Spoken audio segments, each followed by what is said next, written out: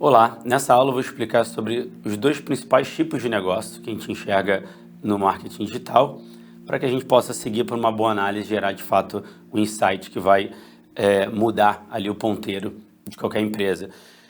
Eu vou separar em dois apenas. Tem um tipo de venda direta, seja um e-commerce, ou o tipo de geração de lead. Claro que tem modelos híbridos, né? Vamos chamar assim, então o e-commerce também pode trabalhar com geração de lead, por aí vai. Mas para simplificar, e até para vocês entenderem quão similar no final das contas é, do ponto de vista dos KPIs e da análise, eu vou mostrar aqui um exemplo de cada um. Então, para a gente entender como funciona um negócio do tipo geração de lead, é bem simples. Eu vou deixar aqui um diagrama para a gente entender. Nesse caso, ó, a gente começa entendendo a jornada do usuário, né? Então, o usuário ele está lá, ele vai, por exemplo, vou botar a caixinha aqui do anúncio, né? Ad, pode ser qualquer anúncio, Google Ads, Meta Ads, o que for. E aí depois, ao clicar num anúncio, por exemplo, ele geralmente vai para onde? Vai para o site, ou pode ser rede social, né? Não sou um artista aqui, mas vai dar para entender. No caso, então, quando ele vai para o site, né, ele vai entender pela comunicação da marca, pelo todo o conteúdo que tem na página, nas redes sociais, ele vai tomar a decisão de converter, por exemplo, preencher um formulário, né, o que é muito comum. E aí ele vai para a parte de vendas. Na parte de vendas, vamos supor que eu tenha dividido o time entre SDR, né, que é o time ali que vai fazer a qualificação desse lead, e o resto do time de vendas, vamos chamar aqui que é de seed closer, né? Chamam assim, são executivos de venda. De fato, vão marcar uma reunião, negociar contrato e por aí vai. Então, aqui repara que ele saiu do marketing e foi para a parte de vendas. E depois ainda tem a parte de pós-venda, né? Que é o quê? Quando ele vai para o onboarding, né? Muitas empresas até dividem o time de atendimento em duas fases. Aí você tem a parte de ongoing, vamos chamar assim, né? Que depois que já fez o setup, fez a configuração, etc., ele vai dar sequência no trabalho. E ainda tem uma outra parte, aqui ficou apertado, a parte de expansão, que é você fazer aquele cliente crescer dentro da sua empresa, né? Fazendo upsell, cross-sell, entregando mais para ele, gerando mais valor e ele, obviamente, indicando cliente, trazendo, né, novas empresas do grupo, né, ou qualquer coisa do tipo. Então, de fato, a fase de expansão dele, porque você fidelizou, ele vai te ajudar a crescer também, né? Então, você vê que nesse exemplo aqui, a gente tem três fases, né? Marketing, vendas e pós-venda. Isso é bem bom você entender, porque por mais que em times chegue a mudar, né? Ah, não tem SDR close, eu tenho um time só que faz tudo. Mas se você precisa, quando você está falando de geração de lead, de alguma etapa de qualificação para depois da sequência, entender se está dentro do seu ICP, se está respeitando o seu SLA, para você seguir na negociação ou não. Pode ser uma pessoa, pode ser um time separado, pode ser até uma automação, um chatbot para o WhatsApp para fazer essa qualificação, por exemplo. E tem muitos casos reais que fazem isso, né? Esse processo de qualificação, às vezes até de venda, é feito de forma bastante automatizada. Mas você nunca vai poder fugir, vai ser muito difícil você fugir dessas etapas, né? Por mais que seja uma automação um ser humano, ou, né, um time, muito mais pessoas, vai ter que acontecer, né? O usuário vai entrar no site, ele vai entender melhor o produto e serviço, vai decidir dar o próximo passo, converter, e aí dali você vai qualificar, seguindo o processo de venda, ele tomar uma decisão de compra e depois ele ser atendido, né, pelo time de pós-venda.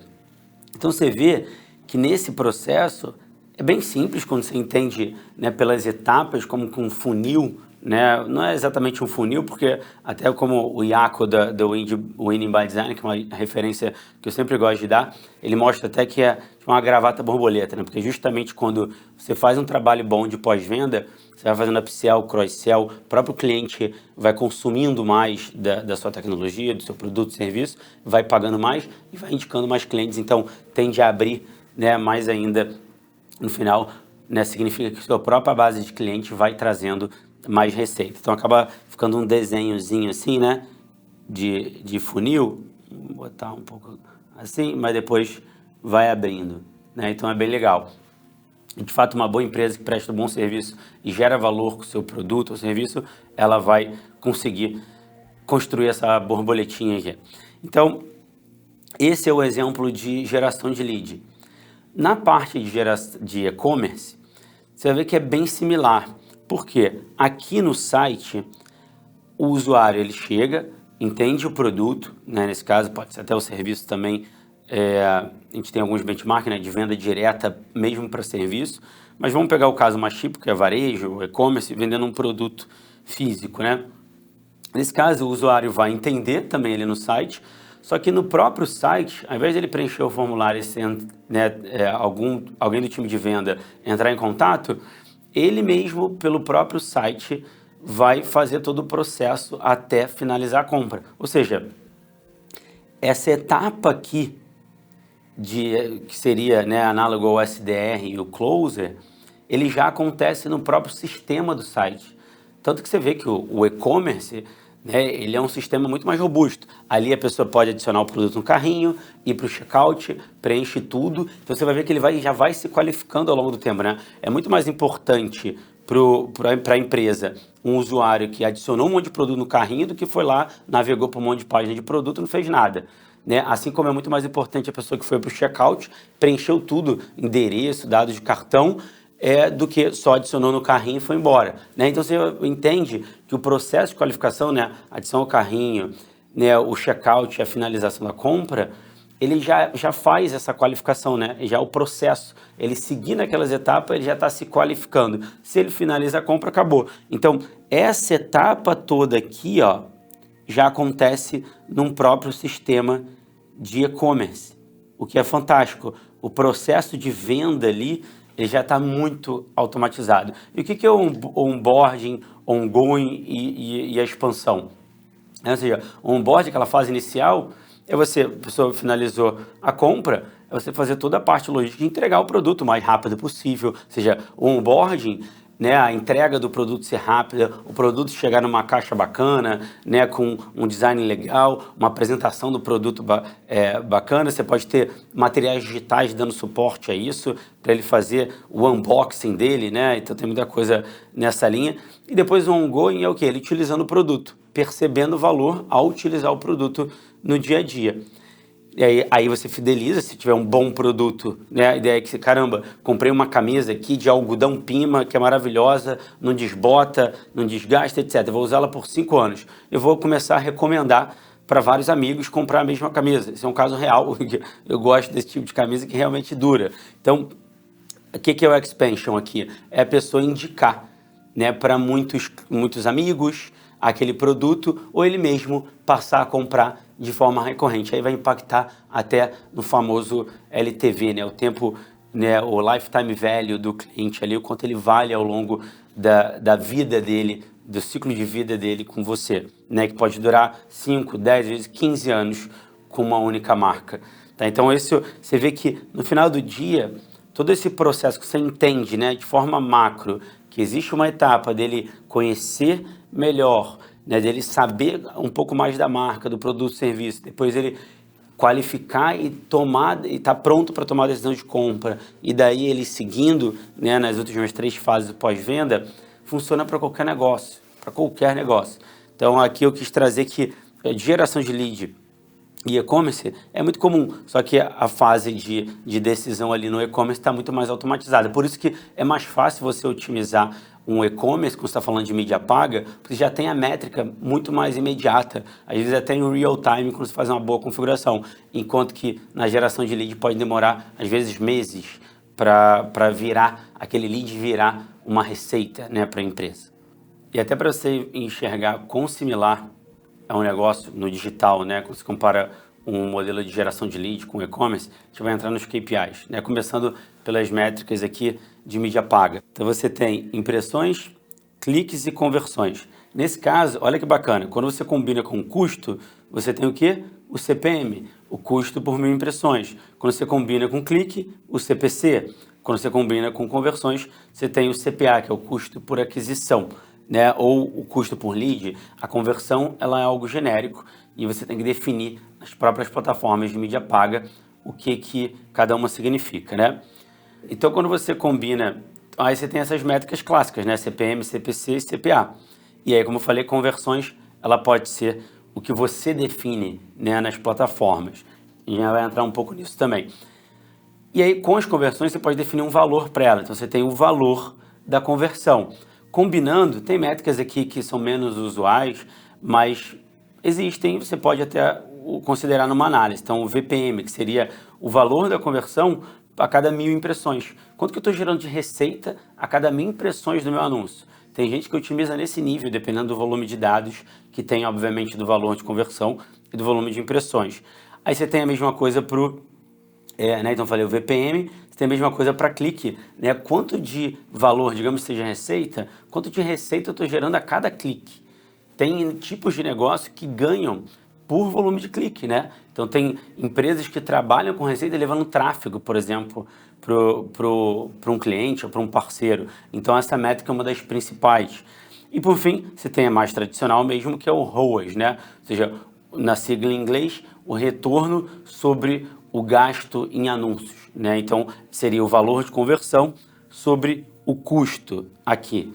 Então, essas são as métricas, servem, aqui a gente está falando de mídia paga, então serve para qualquer negócio. Quem é geração de lead pode definir um valor para o lead, né? Assim como o e-commerce, obviamente, vai definir ali, seja receita captada, receita faturada, margem de contribuição, lucro ou o que for. Você, de novo, define, tá? Então, esse é um primeiro exemplo de KPI. Agora, passando para o outro, olha aí especificamente no caso de geração de lead, né? Olha que bacana. Eu estou combinando, eu estou trazendo métricas aos poucos para a gente ir formando os KPIs, tá? E chegar nos KPIs mais avançados, mais importantes. Quando você está falando de geração de lead, então, você tem a qualidade do lead, né? Que eu chamei aqui, essa nova caixinha que a gente abriu aqui para esse cenário, que é a qualidade do lead, ou seja, eu qualifiquei, entendi que ele é um lead, não só um lead, mas um lead qualificado. Aí eu combinando com custo, né, essa conversão combinada com custo, eu tenho o quê? O CPLQ, que eu chamei aqui de custo por lead qualificado. Quando eu combino, eu posso combinar agora reunião agendada, posso definir como conversão, e aí essas conversões na plataforma, eu posso configurar todas elas, tá? Eu posso ter lá a conversão de qualidade do lead, de reunião agendada e de valor de contrato. Quando eu combino essa aqui, né? Reunião agendada com o custo, eu tenho custo por reunião agendada. Quando eu combino o valor do contrato, eu tenho o valor do contrato sobre o custo, eu tenho o ROAS, eu chamei de ROAS linha, porque você vê, essa conversão não é talvez o valor do lead ali que eu defini, é realmente o valor do contrato assinado, a receita que entrou para a empresa. Então, aí sim, eu tenho o ROAS. O inverso disso, que também é uma métrica muito importante, muito comum, é o custo por venda, né? Que aqui eu estou resumindo como CAC, mas lembrando que CAC não é... O CAC significa custo de aquisição de cliente, tá? Então, aquele custo ele é subjetivo, cada empresa define de um jeito, mas é mais usual você considerar o máximo que você puder da parte de marketing e vendas, ou seja, tudo que você gastou na área de marketing e vendas, para você de fato entender quanto que está custando trazer um novo cliente, né, naquela sua máquina de venda, que envolve investimento em anúncio, envolve até outros investimentos em marketing, como criativo, outras coisas que eu acho que é no processo, o time de vendas também. Então, por isso que eu botei um asterisco aqui, porque aqui eu estou considerando como esse custo, o custo de mídia paga, né, como um todo ali. Então, depende de cada negócio, do seu nível de complexidade, você pode considerar mais custos nesse CAC ou não, tá? Então, você vê que bacana, aqui eu já começo a ter métricas muito mais valiosas do que impressão, CPM, coisa do tipo. Por que eu chamo de muito mais valiosas? Porque por mais que você tenha uma estratégia de branding, de topo de funil, no final do dia você está fazendo isso para gerar receita, aumentar a lucratividade do negócio, aumentar o tamanho da empresa, né? Então, ter cada vez mais crescimento de receita ali, ano contra ano. Tá? Então, esse é um exemplo de geração de lead. Agora, quando você vai para o e-commerce, você já tem outras métricas, né, que são comuns ali para o e-commerce. Quando você traz, por exemplo, a adição ao carrinho, você combinando com custo, custo por adição ao carrinho. Quando você tem checkout, custo por checkout iniciado. Quando você tem um valor da compra, ou seja, finalizou o checkout, finalizou a compra, cartão aprovado, aí você tem o famoso ROAS ou o custo por venda também. Então já tá enxergando aqui que tem certa similaridade, por mais que esteja falando de um negócio de geração de lead ou um e-commerce, no final do dia tudo vai recair sobre receita, né, CAC e ROAS.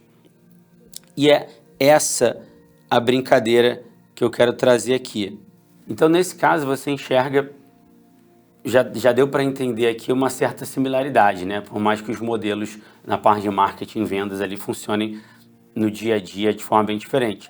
Em termos dos KPIs, está começando a ficar mais parecido. Só que repare que até agora eu só cheguei até a fase de compra, né, ou de venda ali, ou seja, o cliente, né, o potencial cliente ou lead virou um cliente, pagou algo, seja assinar o contrato, se comprometeu, pagou lá o boleto, ou de fato finalizou uma transação, né, um checkout, um carrinho no e-commerce.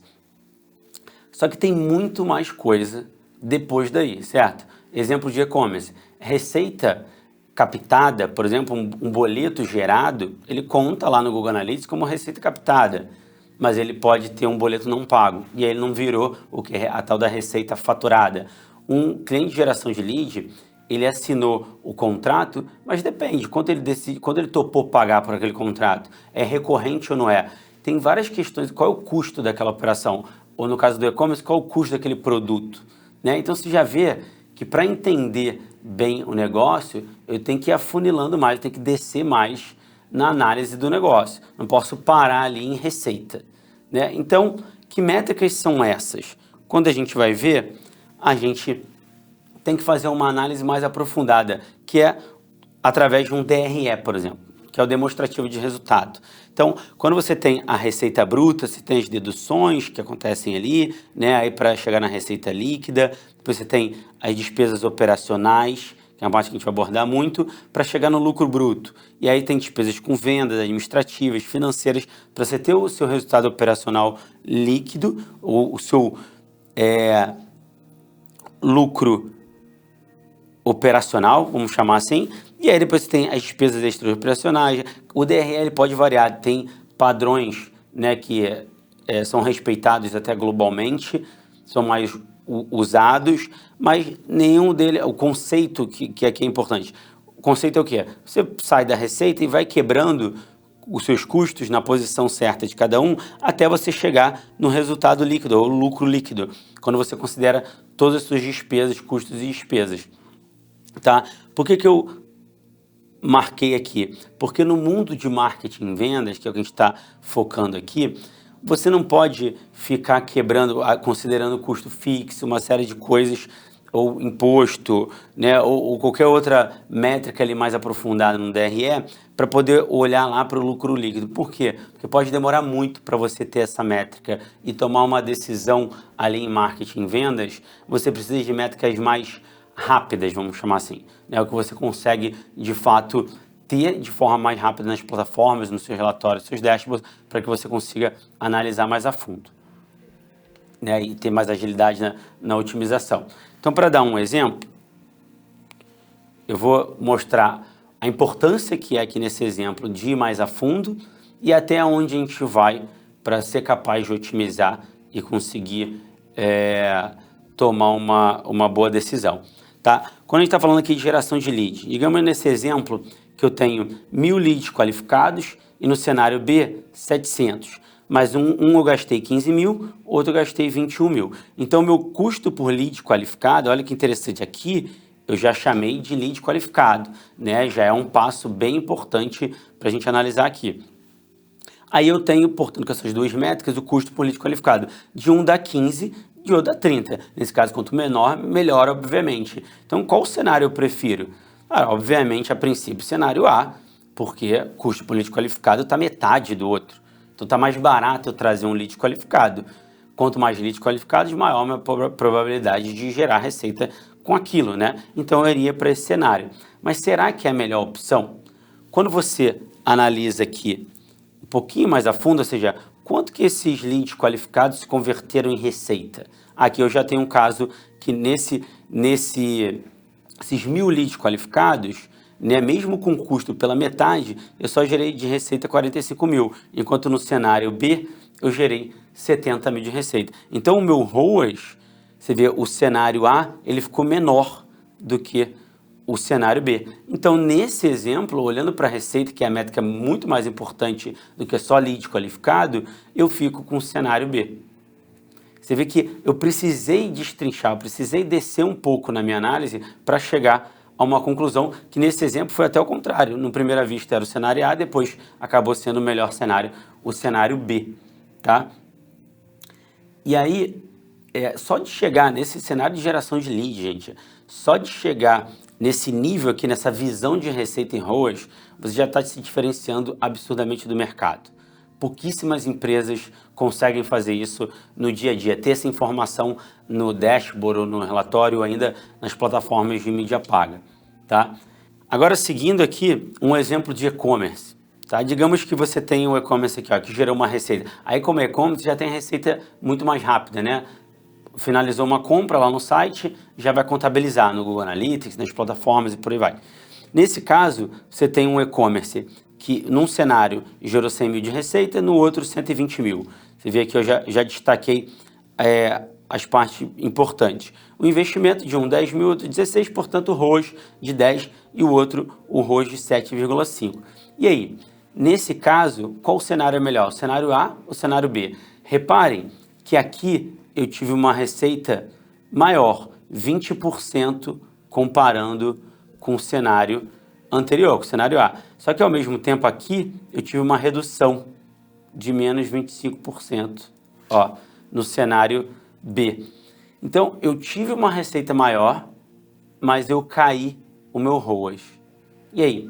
O que é melhor? Se os dois tivessem aumentado, vamos supor, o ROAS aumentou de 10 para 12, aumentou 20% da receita e 20% do ROAS. Definitivamente foi melhor. Eu botei mais dinheiro no bolso. Esse é o caso fácil. Né? Ou quando os dois reduzem. Né? Eu caí receita e caí ROAS. Esse é um cenário também fácil de entender qual que foi melhor, qual que foi pior. Mas agora, quando um aumenta e outro diminui, e nesse caso, a gente também vai falar bastante disso, quando a gente falar dos recursos para você usar na sua análise, você sempre vai ter que usar uma métrica absoluta e uma taxa. Não adianta, o ROAS triplicou. Beleza, o ROAS triplicou, mas se eu reduzir a receita para 1/10, posso, né, ter minguado o negócio e o negócio ir por água abaixo. Posso falir uma empresa nesse cenário em que eu tripliquei o ROAS dele. Enquanto que o contrário também. Eu tripliquei a receita, mas o meu ROAS caiu absurdamente a ponto de me dar prejuízo, não valeu a pena. Eu posso, de novo, falir uma empresa numa decisão dessa. Então, a gente tem que entender o quanto a gente pode melhorar uma métrica em prol da outra. Claro, se conseguir melhorar as duas, melhor. Mas não é a tendência, conforme você vai melhorando, vai ficando muito mais desafiador. Então, é isso que a gente vai analisar aqui, que são os cenários mais comuns do dia a dia. Quando você faz isso, olha o que acontece. Eu vou trazer aqui um complemento para esse cenário, né? Que no caso do e-commerce, tem outras métricas que eu preciso considerar. Assim como no de geração de leads é serviço, por exemplo, eu tenho o custo operacional de prestação daquele serviço. Quando eu estou falando no e-commerce, eu tenho o CMV, né? O custo por mercadoria vendida. Para simplificar, eu botei aqui que ele é 50% do preço de venda. Então vejam, nesse caso aqui, por mais que o ROAS, aí vamos seguir, né? Aqui o exemplo continua o mesmo. Eu trouxe 20 mil a mais de receita, em compensação, meu ROAS caiu 25%, ou seja, percentualmente falando, a gente gosta de analisar às vezes um delta, né? O delta eu pego a variação da receita, que foi mais 20, e pego a variação negativa ali do ROAS, que foi menos 25%. Então, meu delta está menos 5. Quando o delta dá negativo, a gente tende a achar que o cenário piorou. Eu caí demais o ROAS em prol ali de um aumento de 20% da receita. Não compensou. Muita gente acha que esse cenário aqui não compensa. Então, eu estou mostrando aqui que nesse caso compensou. Olha como o custo da mercadoria de vendida começa 50%, aqui eu vendi 100, o custo é 50 mil. Aqui eu vendi 120 mil, meu custo é 60 mil. Só que, considerando então como margem de contribuição, ou lucro bruto aqui, sendo o custo da mercadoria vendida mais o meu investimento em mídia, aqui sobra 40 mil para mim. Enquanto que aqui eu gastei 16 mil, né, e mais 60 mil em produto, sobrou 44 mil. Então, nesse caso, a minha margem de contribuição percentualmente, obviamente, foi menor, que o meu ROAS caiu, tá vendo? Mas em valor absoluto, eu botei mais dinheiro no bolso. Então, pergunta para o cliente, você prefere investir 10 mil e botar 40 mil no bolso, ou investir 16 mil e botar mais 4 mil, 10% a mais no bolso? Aqui eu estou falando de milhares, mas a gente vai falando de milhões. É um dinheiro muito importante ali para o negócio. Pode fazer toda a diferença para cobrir custo fixo, por exemplo, e outros custos da empresa e fazer ela lucrar. Muitas vezes, tem casos assim, porque você tem que ter uma margem de contribuição, um lucro bruto mínimo na operação para valer a pena toda a estrutura financeira daquela operação. Os custos fixos, escritório, centro de distribuição, num caso desse aqui, e aí tem vários. Aí você não precisa entrar muito a fundo como responsável por marketing e vendas. Você tem que saber dessas métricas, acompanhá-las, né, de maneira recorrente, aí pode ser mensal, trimestral ou até anual, depende da volatilidade dessas métricas, para que você possa operar de forma tranquila, olhando para as métricas mais de topo de funil, vamos chamar assim, mas sabendo que aquelas outras existem, acompanhando aquelas, para caso alguma coisa mude, você possa tomar uma decisão confiável. E aí, nesse exemplo, a gente vai trabalhar aqui no estudo de caso. Você acompanha essas métricas para que você possa trabalhar com métricas mais rápidas, ou seja, que retornam um dado para você de forma mais real-time, muitas vezes, e você tomar uma decisão, fazer uma otimização muito mais rápida. Isso, às vezes, importa muito. Às vezes, você pega uma métrica mais de topo, de novo, monitorando aquelas métricas mais importantes, para que você possa otimizar mais rápido. Isso faz a diferença para você melhorar aquela métrica mais importante de receita ou de lucro bruto, tá? Então, no final do dia, você chega nessas métricas aqui, como eu comentei, ó, você vê que tanto para geração de lead quanto para e-commerce, as métricas são as mesmas. Receita, investimento, ROAS, lead qualificado, muito e-commerce deve fazer, ou seja, tem um exemplo bacana aqui da plataforma Vtex e outras plataformas que antes de chegar no checkout a pessoa põe um e-mail, ou seja, justamente para poder gerar o lead. Então o lead que já entra ali naquela etapa, ele já é muito mais qualificado do que o que cai numa landing page qualquer e preencher um formulário para receber, sei lá, um cupom de desconto, né? Ele já decidiu seguir no processo de compra. Então você vê que tanto o e-commerce também tem lead qualificado e, portanto, custo por lead qualificado. E aí, é claro, no caso de serviço você tem COGS, aí no caso de e-commerce tem CMV, mas no final do dia estou falando de custos variáveis. E todos eles vão ter a margem de contribuição, né? É quando você tira os custos variáveis e o que sobra é a margem de contribuição. E por fim, em ambos os casos, você tem geração de lead, que é muito mais comum você ver, ou seja, uma análise de LTV, né? o Lifetime Value do cliente, porque para um cliente de serviço, às vezes ele paga uma mensalidade. Então, é muito mais valioso um cliente que fica 10 anos pagando R$1.000 por mês do que um cliente que paga R$2.000 por mês, mas dura só 3 meses na sua empresa. E, por fim, o e-commerce, ele também tem que olhar o LTV, por quê? Porque ele tem a taxa de recompra. Né? Você tem a taxa, né, o cliente que comprou uma vez, mas ele vai comprar 4, 5 vezes ao longo do ano. Então, o valor, né, ali no tempo de vida dele como cliente é muito maior. Então, esse é um outro exemplo. Então, no final do dia, gente, você vê, as métricas se tornam as mesmas métricas, tá? Então, essa aqui é a beleza, porque facilita. Você consegue, entendendo isso, pegar qualquer negócio de modelo SaaS, de modelo com mensalidade ou sem mensalidade, ou e-commerce, qualquer exemplo, qualquer tipo de negócio ali, bem, por mais que seja até híbrido, você consegue trabalhar de forma muito simplificada, né? Isso traz uma agilidade na hora que você vai fazer a análise de dados enorme, tá? Então, é isso. Para fechar, quando você tem o LTV, você tem que considerar, né, o tempo que ele, né, por isso que é beleza do negócio recorrente, né, o tal do MRR, né, o Monthly Recurring Revenue ali, ou seja, o quanto de mensalidade você está pagando, ou a RR, quando você anualiza isso, quando você faz a conta, é exponencial. Quando você tá, por isso que muitas empresas conseguem pagar mais, por exemplo, às vezes a própria Pareto, assim, ela está disposta a pagar muito mais do que o valor da primeira mensalidade que o cliente paga para a gente, porque eu sei que ele vai ficar comigo por anos, tá? Então, isso faz muita diferença na tomada de decisão. Isso te traz um fôlego para testar coisa nova e crescer o negócio que é enorme. Então você tem o modelo SaaS, que é importantíssimo, mesmo no e-commerce. Muitos e-commerce que sabem, confiam na marca, sabem que, cara, uma vez confiam no produto, sabe que ele virou cliente uma vez, fez a primeira compra, ele vai comprar eternamente. É o meu caso com a camisa lá da Algodão Pima. Comprei uma vez, eu estou comprando para sempre agora. Faz anos que eu compro a mesma camisa da mesma marca. E muitas vezes é porque eu preciso, é porque eu vi uma cor diferente, não é só no período de Black Friday. Então, quando você tem essa confiança na sua marca, no seu produto, você também consegue pagar muito mais para aquela primeira compra, que você sabe que depois ele vai vir pelo seu e-mail marketing, vai vir pelo seu contato do WhatsApp, vai vir organicamente, ou até impactado por uma campanha de mídia paga, mas ele vai estar muito qualificado, vai gastar muito menos em anúncio do que você gastaria com um usuário que nunca soube da sua marca. Então, entende? No final do dia, é isso aqui, anota essa tabelinha, porque essas são as principais métricas do dia a dia, tanto quem está operando a área de marketing como a área de vendas, e aí a gente precisa acompanhar isso para tomar uma boa decisão, é o que vai pautar as nossas análises, tá? Então é isso, fechado, até a próxima aula.